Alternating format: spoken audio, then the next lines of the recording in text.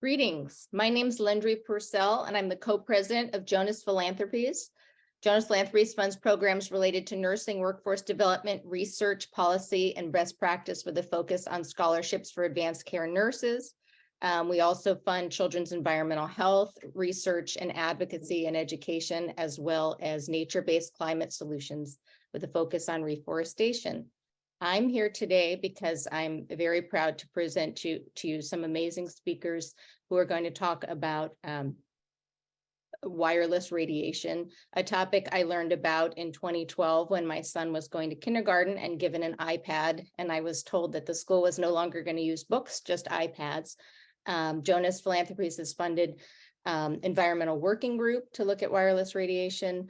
They did a study in Journal of Environmental Health, which recommends stringent health-based exposure standards for children that are 200 to 400 times lower than the whole body exposure limits set by the FCC in 1996. And I'm very excited to present to you Pete Myers, who is founder, board chair, and chief scientist of Environmental Health Sciences, a nonprofit organization that promotes public understanding of advances in scientific research on links between the environment and human health. He holds a doctorate in biological sciences from the University of California, Berkeley, and a BA from Reed College. He's also adjunct professor of chemistry at Carnegie Mellon and founder of the 2020 chemical startup SUDOC. For a dozen years, beginning in 1990, Dr. Myers served as director of the W. Alton Jones Foundation. He co-wrote Our Stolen Future that explores the scientific basis of concern for how contamination threatens fetal development. In 1991, at a scientific workshop, he coined the term endocrine disruption and has worked on the science and policy of that field since its inception. I'm also very proud and excited to present to you Dr. Linda Birnbaum. She became the director of the National Institute of Environmental Health Sciences, one of the National Institutes of Health, and the National Toxicology Program on January 18, 2009. In these roles, she oversees federal funding for biomedical research to discover how the environment influences human health and disease. She is known for her work on endocrine disrupting chemicals and many other issues. She has recently co-authored prominent review papers on wireless radiation's health risks.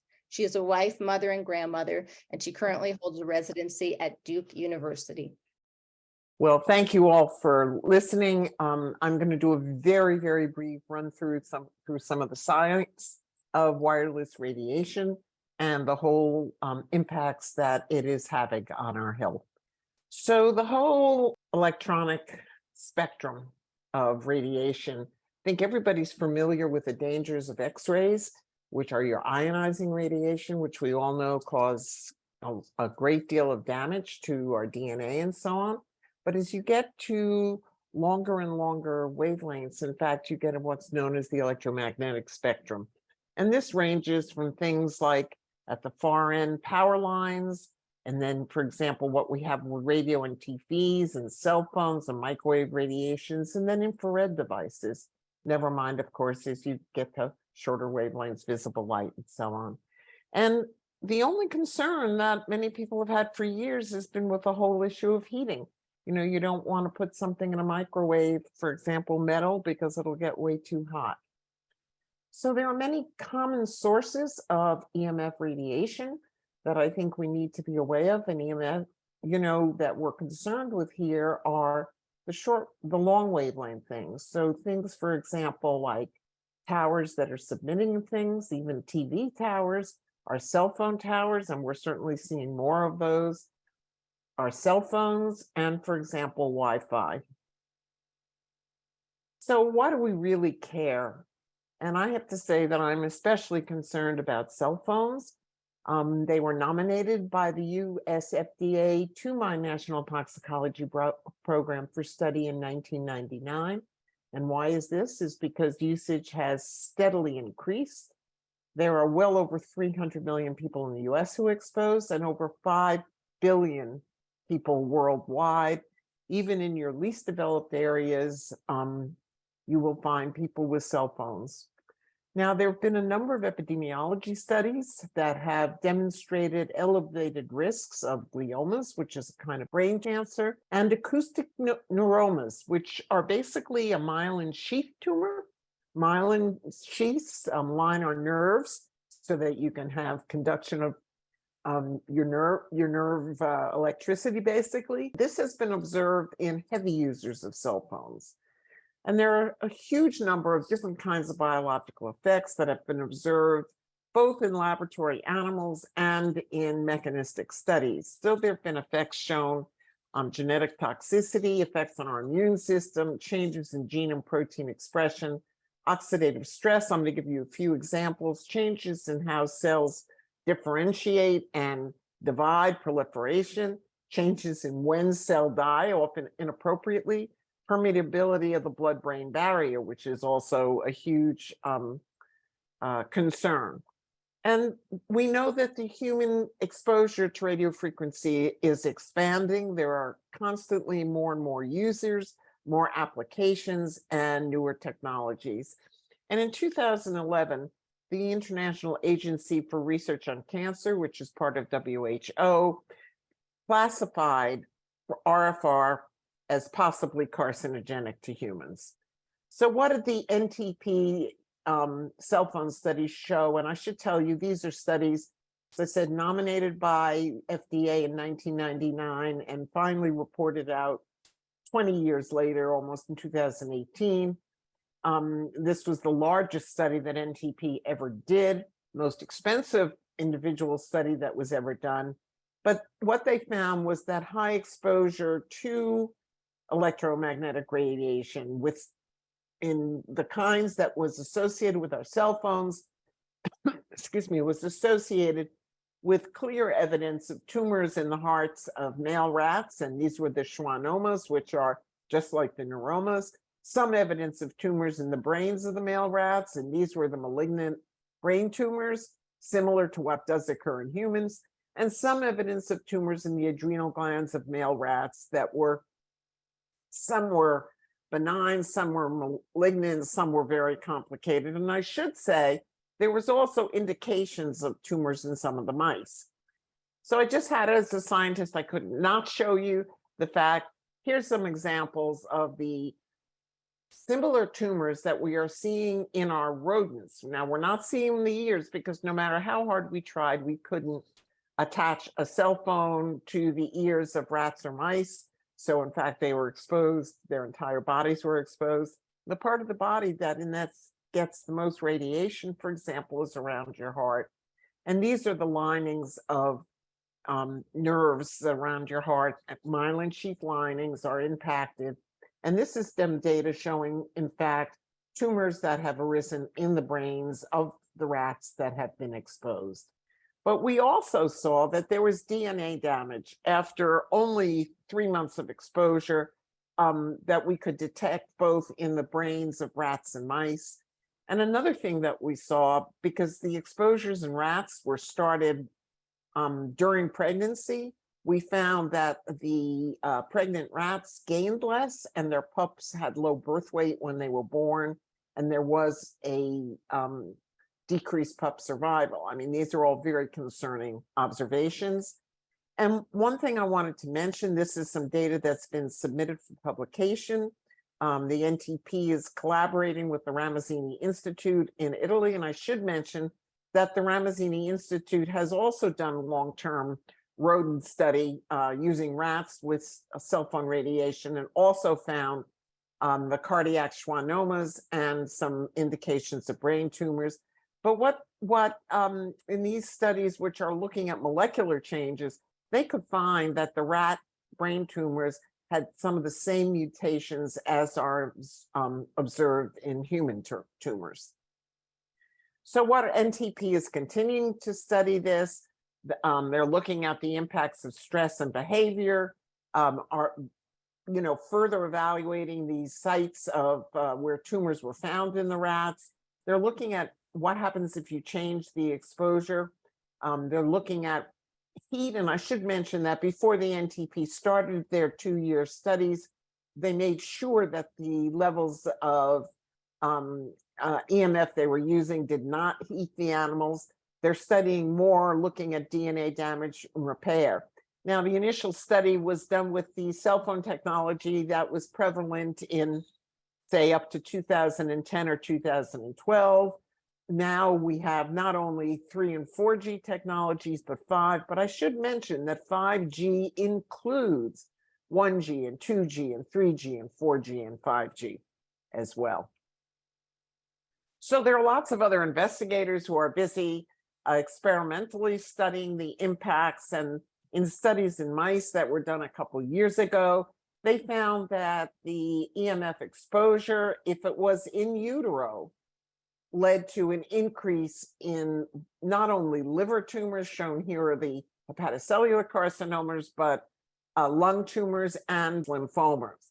And the authors here said that their findings may help to understand the repeatedly reported increased incidences of brain tumors in heavy users of mobile phones.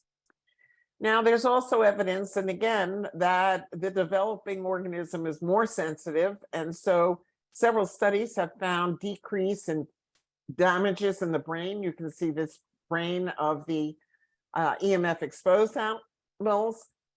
Severely, the cells are all messed up, and they're finding there are fewer cells actually in a key region of the brain following the prenatal exposure to EMF. And it's not only the brain that's been shown to be impacted, but there's growing information that the testis is a susceptible tissue as well. This is a normal pathology slide to a normal testis, and it's pointing to the Sertoli cells, which are the ones that form your actual sperm. And what you can see in the treated animals is you have this huge space that is not present here in the Sertoli cell region, but is present, for example, in the treated testes. And the American Cancer Study actually funded a study where they found that the cancer, thyroid cancer explicitly, was increased significantly with regular cell phone use. And I think, you know, the thyroid gland is not that far away from where the cell phone, unfortunately, people hold it. And I will say, before I forget, is that I'm not against cell phones. Don't hold them up to your ears. At least use earbuds or put it on speaker. So I mentioned before a little of the data we have from rats showing that the pups were affected by in utero exposure. And I showed you a little data of the impact in the brain. But we know that children are uniquely vulnerable to all sorts of exposures compared to adults. But when it comes to radiofrequency radiation, children have proportionately higher rates of absorption into their brain and body because they have thinner skulls. The bones are still developing and a higher content of water. And since their heads are smaller, there's only a shorter distance to get to different brain regions, especially things like the hippocampus and the thalamus, and more of a child's body is exposed to any one source. And we also have to be concerned about exposure to children's eyes. So again, children absorb proportionately more wireless radiation than adults. And WHO said that the average radio frequency radiation energy deposition for children exposed to mobile phone radiation is 2 times higher in the brain, 10 times higher in the bone marrow of the skull compared with mobile phone users and adults.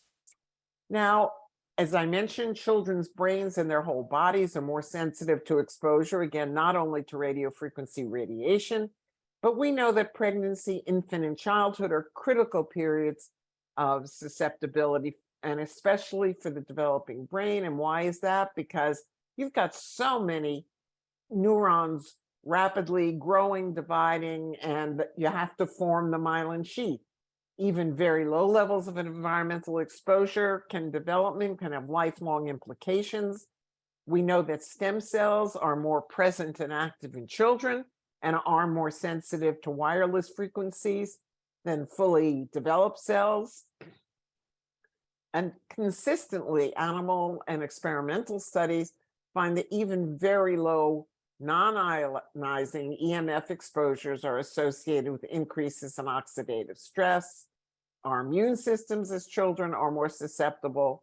And again, then you have a lifetime of daily exposure. So the FCC set radio frequency limits for cell phone radiation. And the last time they have been willing to do this is almost 30 years ago. Their science is outdated.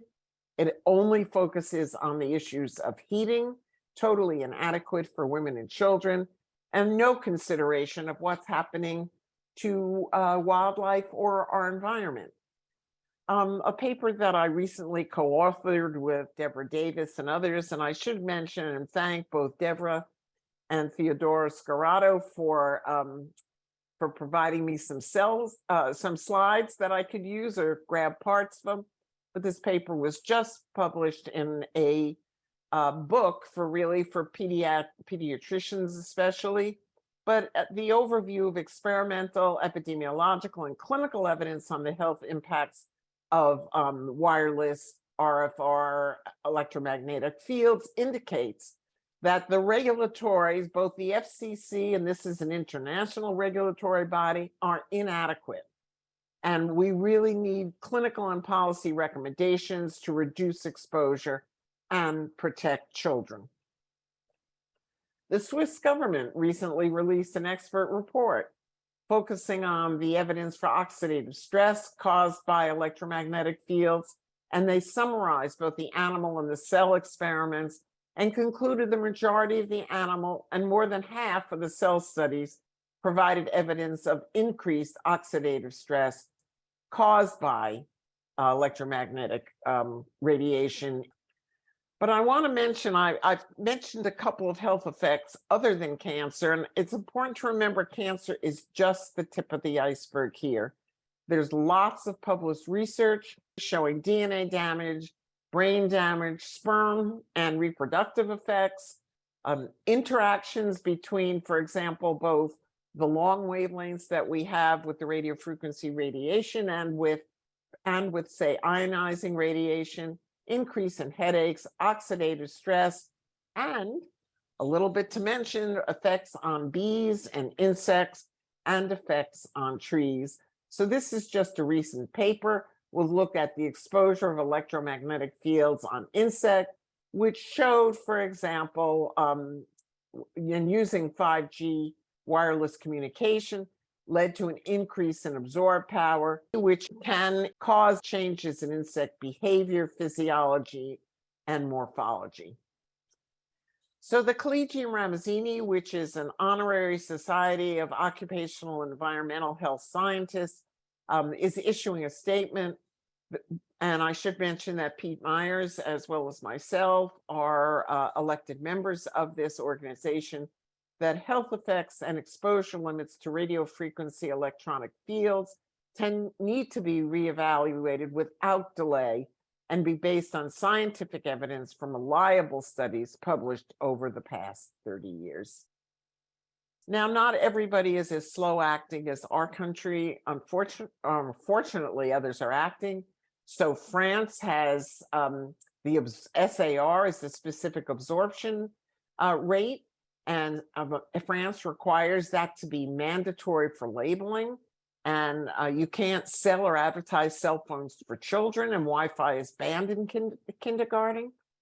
In Belgium, there's again a ban on sell or advertising of cell phones for young kids, and Wi-Fi is banned in some of the nursery schools. Israel also has mandatory labeling and Wi-Fi being banned in nursery. And they try to minister it with a recommendation to reduce exposure. India has mandatory labeling and recommendations to reduce exposure.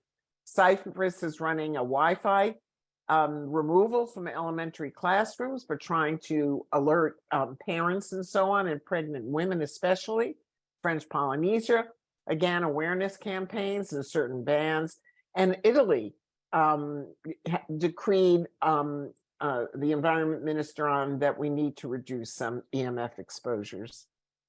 So I'm happy to answer questions either now or later, but I wanted to make the point that our Cell phone radiation is ongoing, and here we have a man about to step. We could have been off a cliff.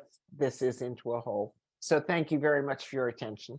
Appreciate your time and your thoughtful presentation. Let's have Pete go and do Q&A at the end. Does that work? Mhm. Sure. Okay, great. Go for it, Pete. I am not an EMF expert. I've worked on endocrine disruption for 30 years plus, and I'm going to extract some lessons from that experience that may be relevant to how we can get policy change and more safety awareness going in the United States. And so I'll quickly give you 6 points that I think are crucial, and then I'll go into more details. The first thing is, let's see, how do I do that? Lessons from EDC science and advocacy. First of all, I adhere to something called the Ocean's 11 theory of change. I know foundations like to have theories of change. Well, what does that mean? It means that if they had all been George Clooney, it would not have worked. You need different phenotypes to figure out how to work together to achieve serious change. And the composition of the group is really important. Lots of different types of people need to be involved for the long term, working together to make this work.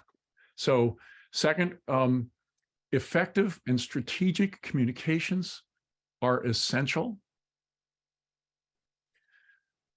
Serious, steadfast funding, can't do without that. You need long-term commitments to funding, because the people opposing this have serious money and they're using it very intelligently to stop policy change because they're making a lot of money.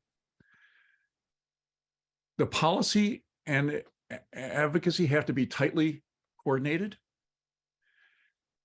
You've got to have many voices coming from different directions, different institutions involved, collaborating behind the scenes and sometimes overtly.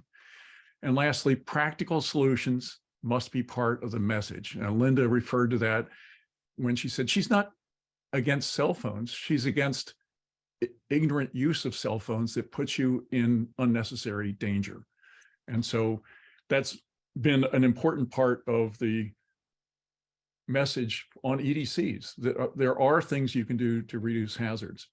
So as I said in the beginning, I am not a EMF expert. I've worked on endocrine disruption for the last 30 years. I even coined the term in 1991. And I have nurtured the growth of this work from, in early days, quite a lot of speculation to serious science and policy implementation. And much of my work in this field has been behind the scenes, because you need to encourage many voices, not one dominant leader. There are similarities between EDC, the fields of EDC work and EMF work, and there are differences. So what are the lessons that I've learned that I think might be useful in figuring out how to go and develop individual behaviors that protect you against EMF hazards, and also the regulatory policies?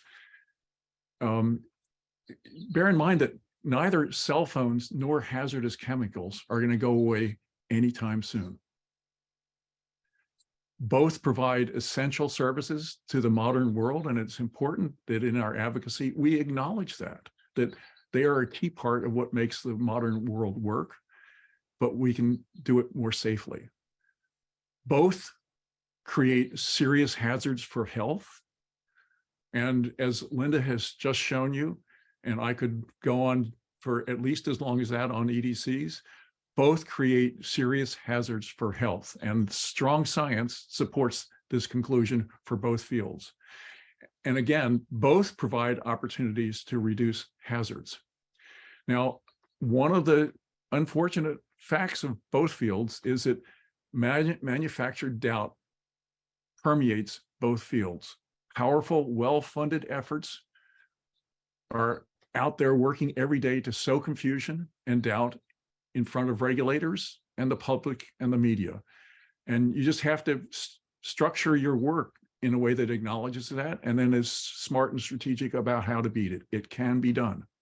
All right, let me encourage you to read an article that was published in ProPublica towards the end of last year called "How the FCC Shields Cell Phone Companies from Safety Concerns."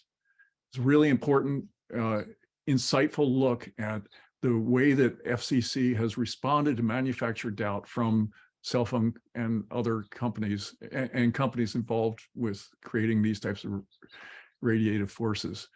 The unfortunate truth is, because of all that manufacturer doubt, key regulatory agencies are largely captured by industry.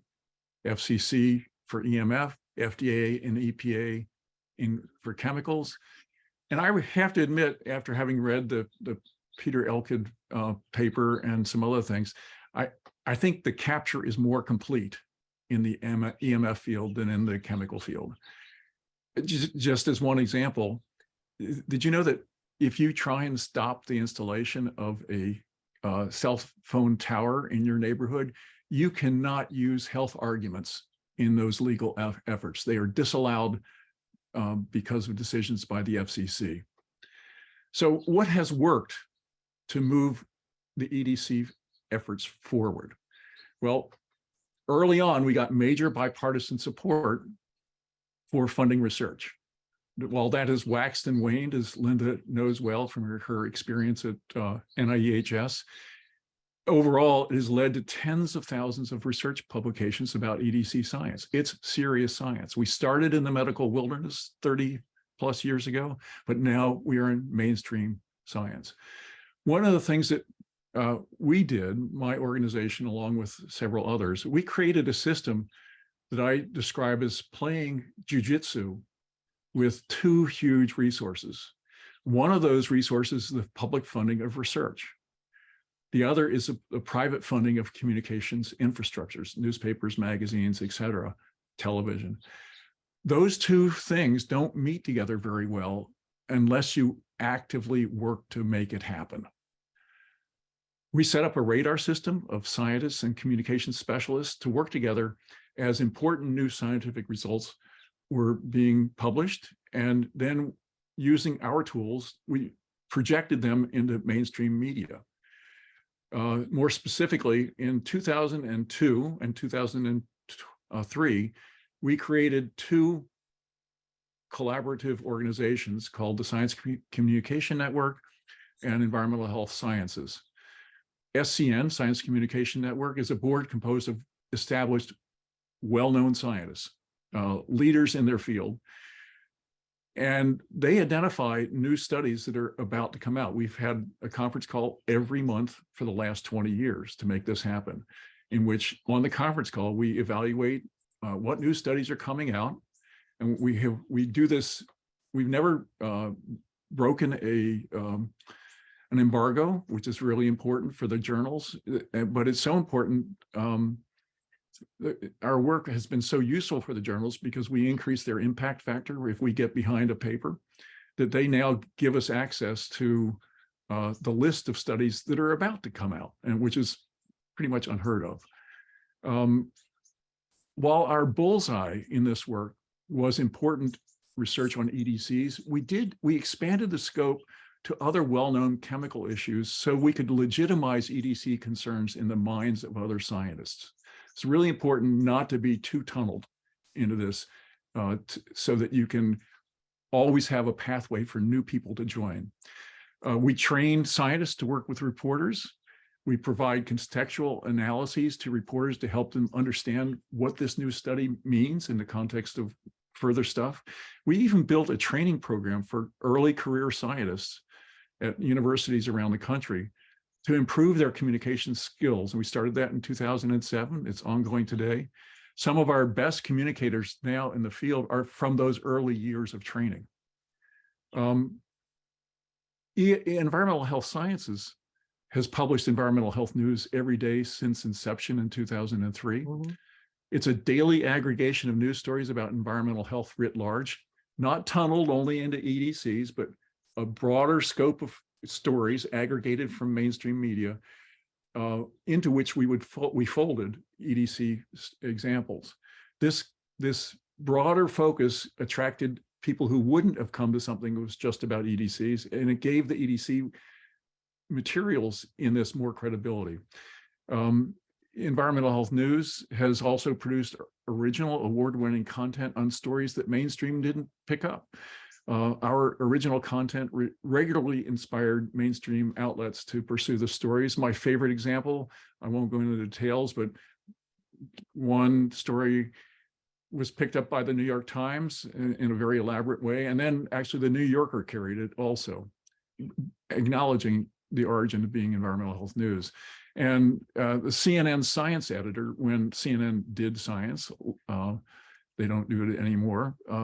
He told me that they would wait every morning for the arrival of environmental health news before making final editorial decisions about what to cover. Well, all of this led to some big breakthroughs. Probably one of the most important ones is that the Endocrine Society, which is the world's professional association of practicing endocrinologists, physicians, and scientists, they adopted EDCs as one of their primary policy targets. And that gave us a foothold in mainstream medicine. Really important, and we work closely with them. I'm a member. I even got an award from them for this work. In 2010, the Marisela Foundation, the Oak Foundation, and the Jennifer Altman Foundation launched the European Environmental Health Initiative, focused on the reality that Europe was looking much more conducive to policy change on endocrine disruption. And since the inception, those foundations have put in over $1 million per year ever since, and it's ongoing today. The Oak has been particularly valuable and generous in that work.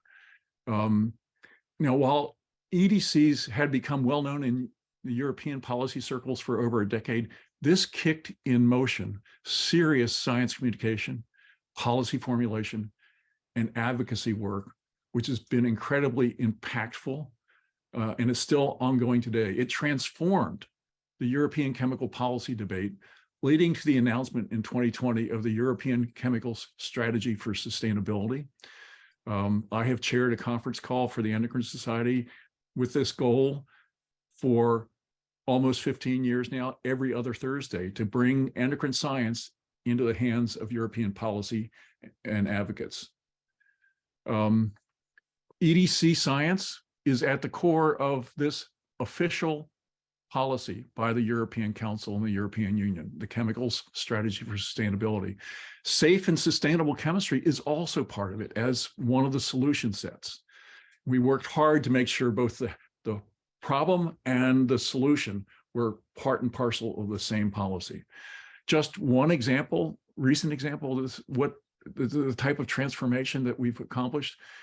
The European Food Safety Authority quite recently has proposed reducing the allowable level of BPA, bisphenol A, by a factor of 20,000-fold, 20,000. That will make bisphenol A unusable in food packaging materials and other consumer products.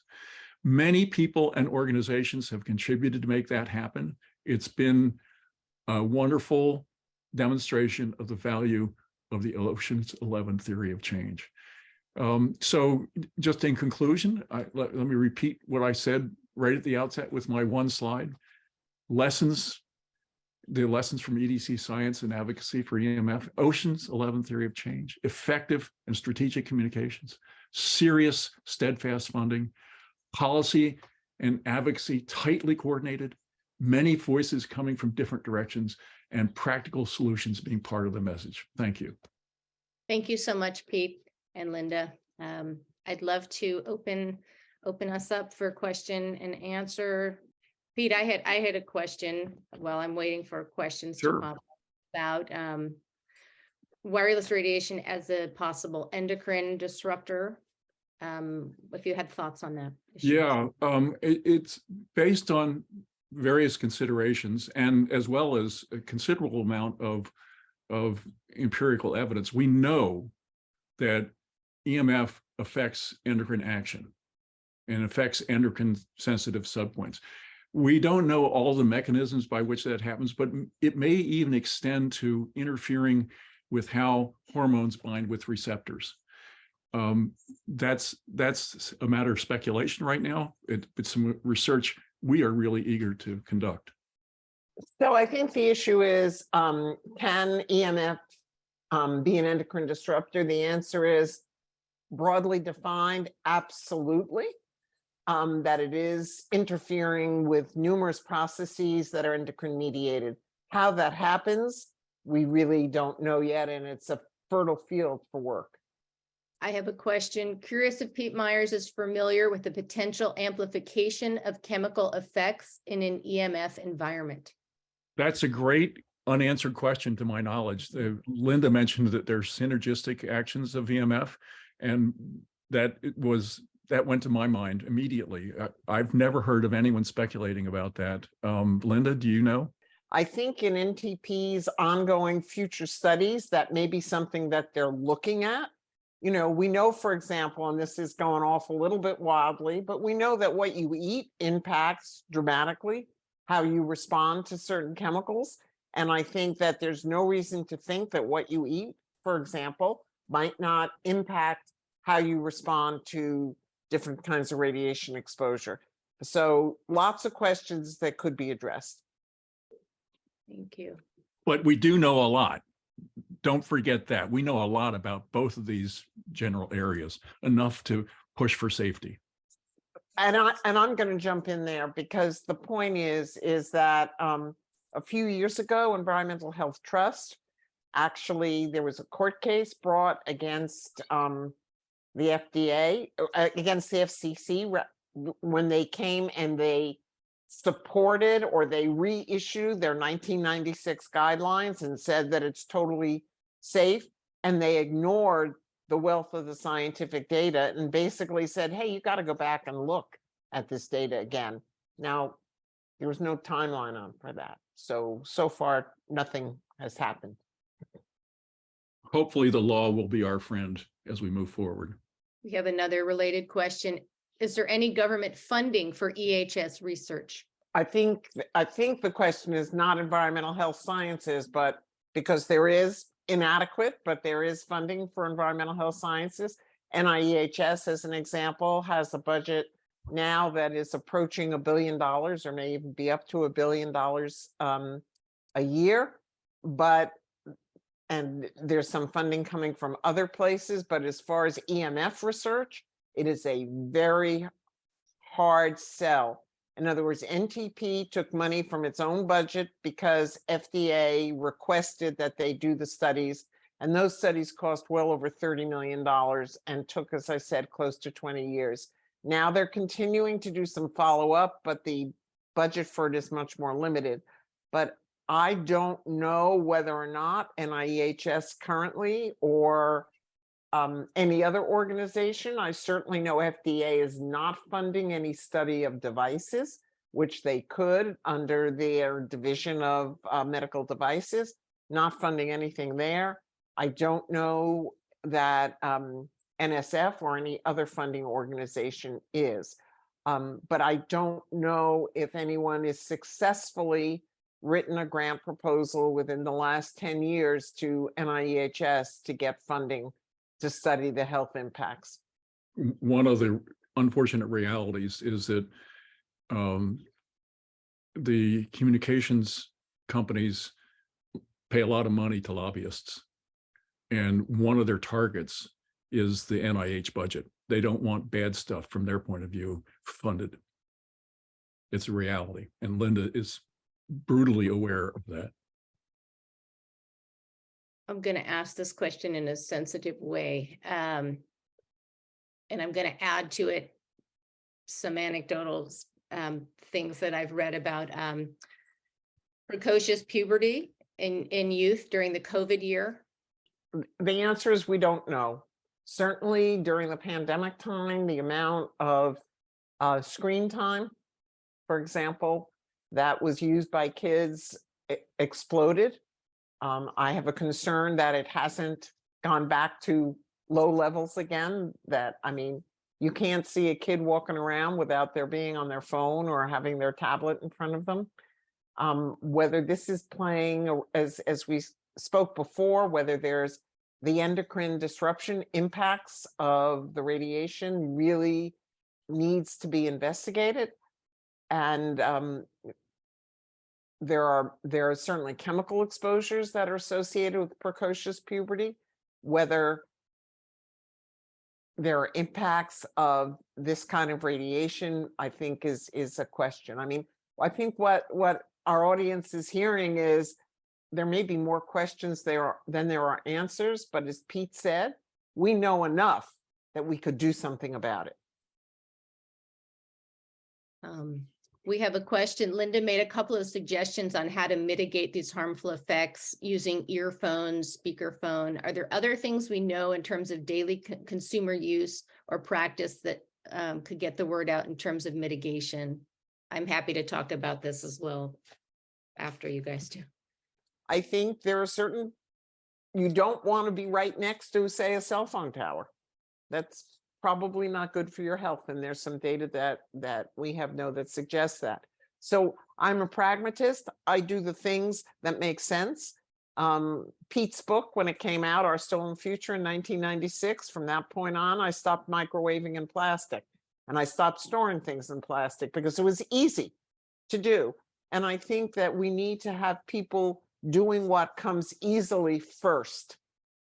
Because that's something you can do from now on. So, I mean, I've got my cell phone right here, for example, but you're never going to see me put it up to my ear. And I just think that that's an easy thing to do. I think when you can use wired devices instead of cell phone devices, for example. Not at all easy, but it is doable. Landry, I think if you have some specific good recommendations, that would be real helpful. My home's hardwired. It's not always hard to do. You can hardwire a lot of your electronic devices. Environmental Health Trust and Americans for Responsible Technology have great guides on how to reduce personal exposure. What's been really tricky for me is the schools. There's not much you can do. A classroom when you don't have control there, but there are things we can do, little things on a personal level, but this is so much larger when you go to work, when you're out at school. It's really everywhere. That's why we need a larger concerted effort in the direction of safety. Electric cars are something that have come up as an issue. We really don't know the exposure level in cars. There's a funding proposal that's come to me that we haven't been able to fund for people with long commutes. We know that cars are like little Faraday cages, right? And the emissions would be possibly more problematic, probably in electric vehicles. That's a question. Do you have anything you want to say about that, Linda or Pete? I don't know, but I've been driving a Nissan Leaf for about 10 years, and I hate to find out that I have unintentionally put myself in the middle of a very, very strong electric field.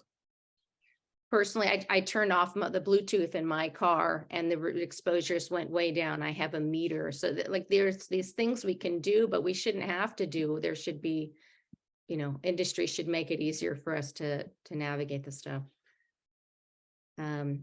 Other questions? Are there any studies showing the effects of EMF on unicell organisms? These could conceivably be easier to conduct. Well, there are a growing number of studies using different kinds of organisms, invertebrates as well as vertebrate organisms, and lots of studies are being done in isolated cells from humans, from other animals, and there are some studies on, I don't know specifically of any studies like on amoeba or paramecium or something like that, or single-celled algae. I don't know whether they've been done, but certainly cell studies are being done, and that's providing a lot of the understanding of how EMF can be causing its adverse effects. Great. What will it take to restore EPA's involvement with the EMF issue? Are you aware of the report EPA wrote in 1990 before its EMF effort was defunded? Any point in an effort to get exposure for this report and the story of its suppression? I was at EPA in the 1990s. And I can remember there were some really good people who were very concerned with EMF at the time, and they were basically shut down. And I don't think EPA, I'm not sure under which authority EPA would have the ability to regulate.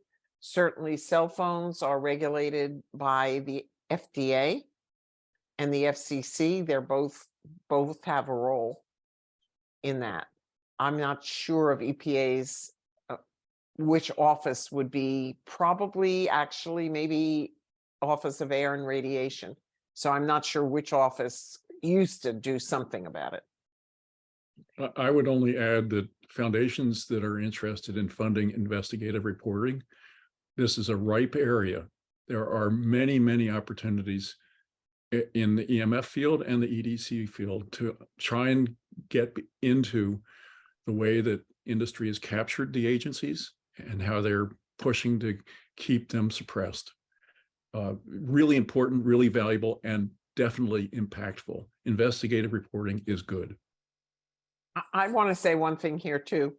It's hard for people often to understand when they can't see a direct impact. When you look at, for example, say in the virus, you know, you could isolate the virus and show it was there, and you could show that when the virus went away, hopefully most people were covered. Or if you blocked infection with the virus, people didn't get sick. It's very, very hard when you're dealing with a public health issue to identify a smoking gun for proof. And there's a great deal of resistance that comes about this, even from the medical community, which often, you know, wants to see the proof, definitive proof. And I often remind them, we have no controlled studies to show that lead impacts the IQ of our children. We have no controlled studies to show that cigarette smoking causes lung cancer in a whole.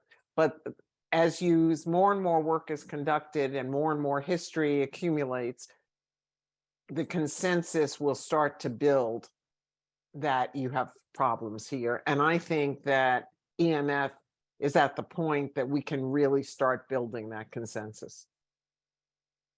I agree, Linda. I think that's an excellent point. I have some specific questions about Alexas and if PCs emit more radiation, more wireless radiation than a cell phone. When you say cell phone, that includes just scrolling on YouTube, not necessarily talking on the phone. There's a lot of questions about sort of personal exposure.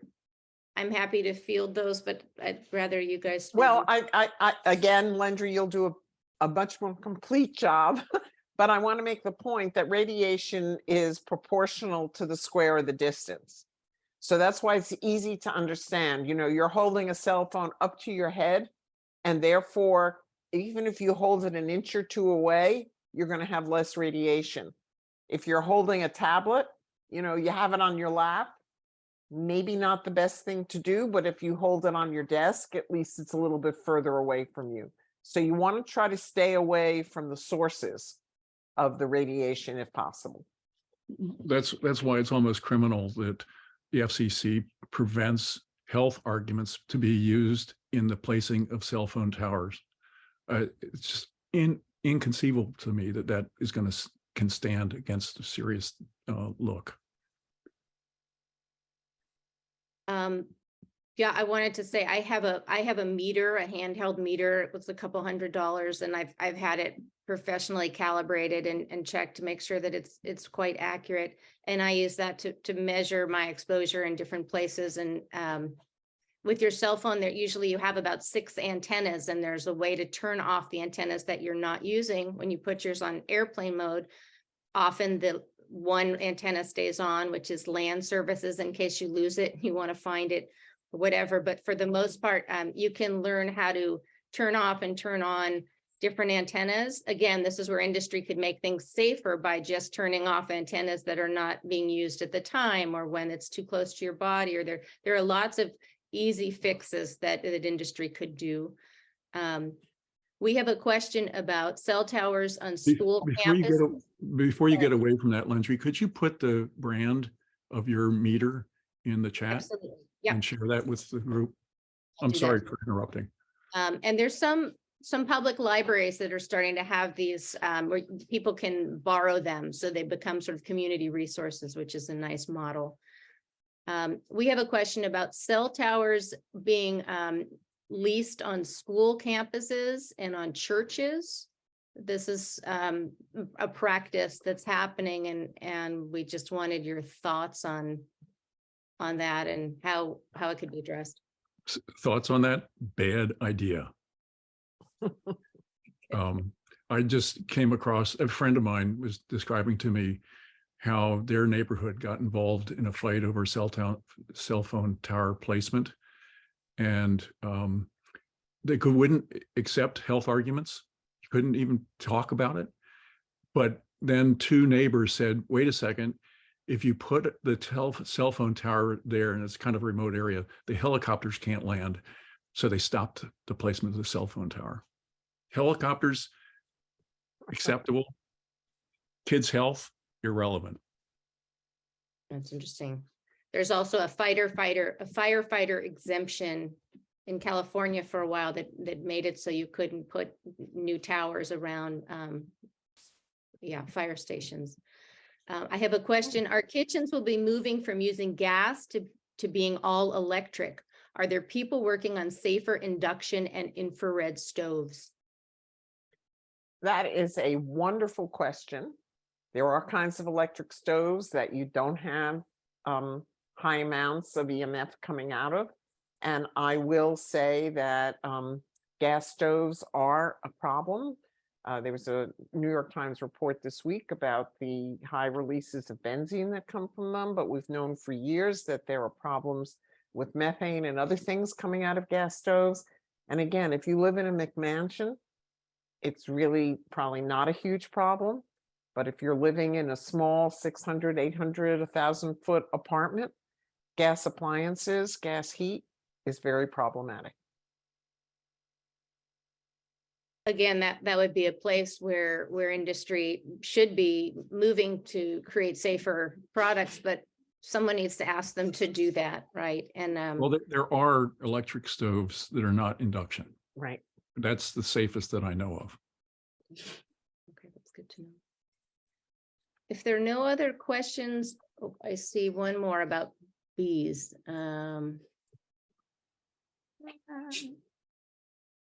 There was one about bees and I can't find it.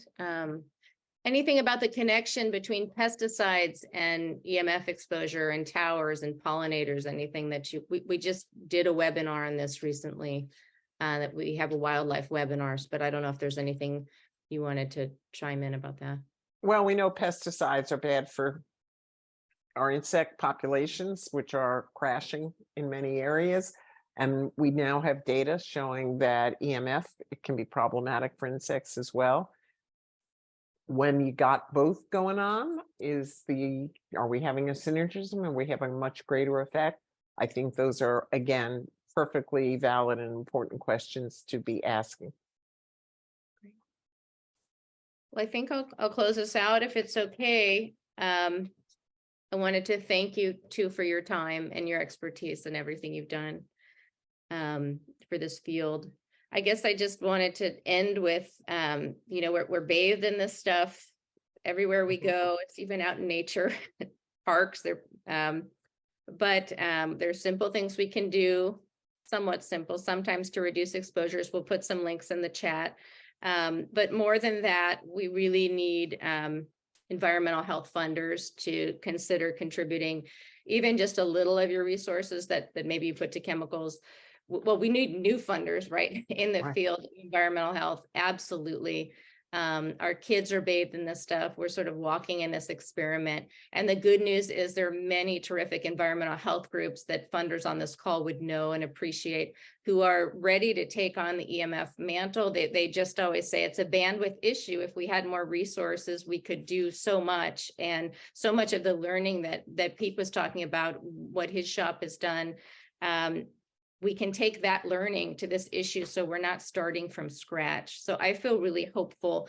There's a wireless funders network. If anyone is interested in joining that or learning more, you can contact me. I could send you to scientists, to projects. There's a really exciting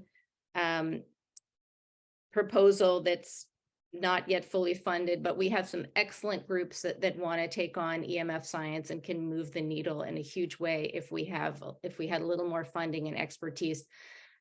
So I hope you can help with that or spread the word. Thanks so much, everybody. Thank you, Lindsay. Thank you. Thank you. And I did quickly want to mention that everything in the chat, there's been lots of citations that are present in the chat, and they will be available after this to everybody. Great. And I didn't say, I just wanted to say, if you're funding work in childhood development, autism, reproductive health, there's an energy issue with wireless. It's less efficient than hardwired. So that would be climate, wildlife, EMFs fit in all those buckets. So I hope you'll consider this issue. Thank you. Take care.